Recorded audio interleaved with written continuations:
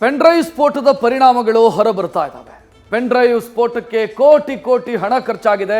ಡಿಕೆಶಿ ಕೈವಾಡ 100ಕ್ಕೆ 100ರಷ್ಟು ಸತ್ಯ ಅಂತ ಮಾಜಿ ಶಾಸಕ ಸುರೇಶ್ ಗೌಡ ಬಾಂಬ್ ಎಸೆದಿದ್ದಾರೆ. ಎಷ್ಟೋ ಹೆಣ್ಣುಮಕ್ಕಳ ಸಂಸಾರದಲ್ಲಿ ಬಿರುಕಾಗಿದೆ. 3-4 ಮಹಿಳೆಯರು ಆತ್ಮಹತ್ಯೆಗೆ ಶರಣಾಗಿದ್ದಾರೆ ಅನ್ನೋ ಆರೋಪವನ್ನ ಸುರೇಶ್ ಗೌಡ ಮಾಡಿದ್ದಾರೆ.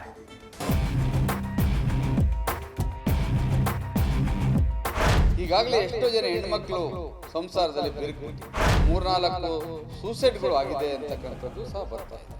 ಡಿ.ಕೆ. ಶಿವಕುಮಾರ್ ಕೈವಾಡ 100ಕ್ಕೆ 100% ಇದೆ ಅಂತಕ್ಕಂಥದ್ದು ಎಲ್ಲರೂ ಗೊತ್ತಿರ್ತಕ್ಕಂಥ ವಿಷಯ.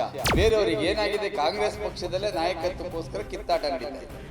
ಇದು 16 ಕೋಟಿಗಳು ಖರ್ಚಾಗಿದೆ.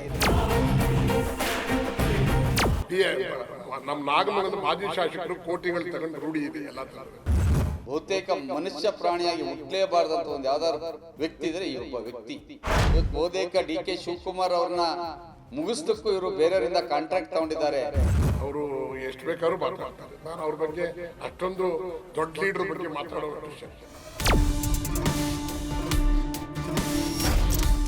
ರಾಜ್ಯದ ಹಾದಿ ಬೀದಿಗಳಲ್ಲಿ ಪೆನ್ ಡ್ರೈವ್ ಬಿರುಗಾಳಿ ಎದ್ದಿದೆ. ಎಲೆಕ್ಷನ್ ಸೀಸನ್ ಮುಗಿದ್ರೂ ಪೆನ್ ಡ್ರೈವ್ ಸುಳಿಗಾಳಿ ಸುತ್ತುತ್ತಲಿದೆ. 3 ಪಕ್ಷಗಳ ನಾಯಕರ ಕೈಗೆ ಅಂಟಿದ ಈ ಅಶ್ಲೀಲ ನಂಟು ಘಾಟು ಎಬ್ಸಿದೆ. ಇವತ್ತು ಪ್ರಜ್ವಲ್ ಪೆನ್ ಡ್ರೈವ್ ಪ್ರಕರಣಕ್ಕೆ ಬಿಗ್ ಟ್ವಿಸ್ಟ್ ಸಿಕ್ಕಿದ್ದು, ನಾಗಮಂಗಲ ಮಾಜಿ ಶಾಸಕ ಸುರೇಶ್ ಗೌಡ ಸ್ಫೋಟಕ ಹೇಳಿಕೆ ನೀಡಿದ್ದಾರೆ. ಹಾಸನದಲ್ಲಿ 4 ಗೋಡೆಗಳ ನಡುವಿನ ಪಲ್ಲಂಗದ ಕಹಾನಿ ಇಡೀ ದೇಶಕ್ಕೆ ಬಿತ್ತರವಾಗಿದೆ. ಪೆನ್ ಡ್ರೈವ್ ಮೂಲಕ ಹಬ್ಬಿದ ಅಶ್ಲೀಲ ದೃಶ್ಯಗಳು ಅಸಂಖ್ಯಾತ ಮಹಿಳೆಯರ ಮಾನ ಬಹಿರಂಗವಾಗಿ ಹರಾಜಾಗುವಂತೆ ಮಾಡಿದೆ. ಪೆನ್ ಡ್ರೈವ್ ರಿಲೀಸ್ನಿಂದ ಎಷ್ಟೋ ಹೆಣ್ಣು ಮಕ್ಕಳ ಸಂಸಾರದಲ್ಲಿ ಬಿರುಕು ಮೂಡಿದೆ. ಇದೇ ವಿಚಾರವನ್ನೇ ನಾಗಮಂಗಲ ಮಾಜಿ ಶಾಸಕ ಸುರೇಶ್ ಗೌಡ ಪ್ರಸ್ತಾಪಿಸಿ 3-4 ಹೆಣ್ಣು ಮಕ್ಕಳು ಆತ್ಮಹತ್ಯೆ ಮಾಡಿಕೊಂಡಿದ್ದಾರೆ ಅನ್ನೋ ಸ್ಫೋಟಕ ಹೇಳಿಕೆ ನೀಡಿದ್ದಾರೆ. ಈಗಾಗಲೇ ಎಷ್ಟೋ ಜನ ಹೆಣ್ಮಕ್ಳು ಸಂಸಾರದಲ್ಲಿ ಬಿರುಕ್ಬಿಟ್ಟಿದೆ. ನಮಗೆ ಇರ್ತಕ್ಕಂಥ ಮಾಹಿತಿ ಪ್ರಕಾರ 3-4 ಸೂಸೈಡ್ಗಳು ಆಗಿದೆ ಅಂತಕ್ಕಂಥದ್ದು ಸಹ ಬರ್ತಾ ಇದೆ. ಇನ್ನು ಪೆನ್ ಡ್ರೈವ್ ಹಂಚಲು 16 ಕೋಟಿ ಖರ್ಚಾಗಿದೆ ಅಂತ ಆರೋಪಿಸಿದ ಸುರೇಶ್ ಗೌಡ, ಇದರಲ್ಲಿ ಡಿಕೆಶಿ ಕೈವಾಡ 100ಕ್ಕೆ 100ರಷ್ಟು ಸತ್ಯ ಅಂತ ಸಾರಿದ್ದಾರೆ. ಕಾಂಗ್ರೆಸ್ನ ನಾಯಕತ್ವ ಕಿತ್ತಾಟ ಪ್ರಸ್ತಾಪಿಸಿದ್ದಾರೆ. ಡಿ.ಕೆ. ಶಿವಕುಮಾರ್ ಕೈವಾಡ 100ಕ್ಕೆ 100% ಇದೆ ಅಂತಕ್ಕಂಥದ್ದು ಎಲ್ಲರೂ ಗೊತ್ತಿರ್ತಕ್ಕಂಥ ವಿಷಯ. ಅದನ್ನು ಉಪಯೋಗಿಸ್ಕೊಂಡು ಅವ್ರನ್ನ ತೀರ್ಸಕ್ಕಂಥ ಬೇರೆಯವರಿಗೆ ಏನಾಗಿದೆ, ಕಾಂಗ್ರೆಸ್ ಪಕ್ಷದಲ್ಲೇ ನಾಯಕತ್ವಕ್ಕೋಸ್ಕರ ಕಿತ್ತಾಟ ನಡೀತಾ ಇದೆ. ಇದು 16 ಕೋಟಿಗಳು ಖರ್ಚಾಗಿದೆ.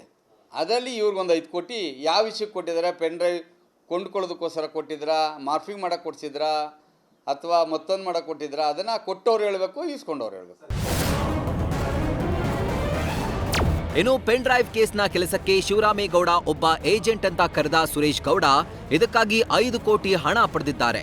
ಡಿಕೆಶಿ ಮುಗಿಸಲು ಕಾಂಟ್ರಾಕ್ಟ್ ಪಡೆದಿದ್ದಾರೆ ಅಂತ ಹೊಸ ಬಾಂಬ್ ಸಿಡಿಸಿದ್ದಾರೆ. ಆದ್ರೆ ಈ ಮಾತಿಗೆ ಶಿವರಾಮೇಗೌಡ ಸಹ ಕೆರಳಿದ್ದಾರೆ. ಬಹುತೇಕ ಮನುಷ್ಯ ಪ್ರಾಣಿಯಾಗಿ ಹುಟ್ಟಲೇಬಾರ್ದಂತ ಒಂದು ಯಾವ್ದಾದ್ರು ವ್ಯಕ್ತಿ ಇದ್ರೆ ಈ ಒಬ್ಬ ವ್ಯಕ್ತಿ. ದುಡ್ಡುಗೋಸ್ಕರ, ಅಧಿಕಾರಕ್ಕೋಸ್ಕರ, ಸ್ವಾರ್ಥಕ್ಕೋಸ್ಕರ ಯಾರು ಏನು ಬೇಕಾದರೂ ಮಾಡೋಕ್ಕೆ ಸಿದ್ಧವಾಗಿದ್ದಾರೆ. ನನಗೆಲ್ಲೋ ಅನ್ನಿಸ್ತಾ ಇದೆ, ಕಳೆದ ಚುನಾವಣೆಯಲ್ಲಿ ನಮ್ಮನ್ನು ಸೋಲಿಸಲಿಕ್ಕೆ ಏನೇನು ಪ್ಲ್ಯಾನನ್ನು ಮಾಡಿದರು, ಇವತ್ತು ಬಹುತೇಕ ಡಿ.ಕೆ. ಶಿವಕುಮಾರ್ ಅವ್ರನ್ನ ಮುಗಿಸ್ಲಿಕ್ಕೂ ಇವರು ಬೇರೆಯವರಿಂದ ಕಾಂಟ್ರಾಕ್ಟ್ ತಗೊಂಡಿದ್ದಾರೆ ಅಂತಕ್ಕಂಥ ಅನುಮಾನ ನಮ್ಮ ಮುಂದೆ ಇದೆ. ಮುಂದೆ ಬಯಲಾಗ್ತದಲ್ಲ. ಗುರುವಾರ ನೀವು ಹೇಳಿದಂಥ ವ್ಯಕ್ತಿಗೆ 5 ಕೋಟಿ ರೂಪಾಯಿಗಳನ್ನ ಕಾಂಗ್ರೆಸ್ ಪಕ್ಷದ ಕಚೇರಿಯಿಂದ ಬಂದು ಒಬ್ಬ ನಮ್ಮ ನಾಗಮಂಗಲದ ಮಾಜಿ ಶಾಸಕರು ಕೋಟಿಗಳು ತಗೊಂಡು ರೂಢಿ ಇದೆ. ಎಲ್ಲ ತಲ್ಲವೇ ಅವರು ಎಷ್ಟು ಬೇಕಾದ್ರೂ ಮಾತಾಡ್ತಾರೆ. ನಾನು ಅವ್ರ ಬಗ್ಗೆ ಅಷ್ಟೊಂದು ದೊಡ್ಡ ಲೀಡರ್ ಬಗ್ಗೆ ಮಾತಾಡುವಷ್ಟು ಶಕ್ತಿ ನಾನು.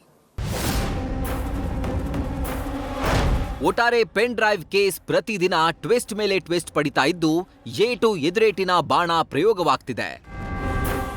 ಮಂಡ್ಯದಿಂದ ನಂದೀಶ್ ಜೊತೆ Shivaprasad, political bureau, news first.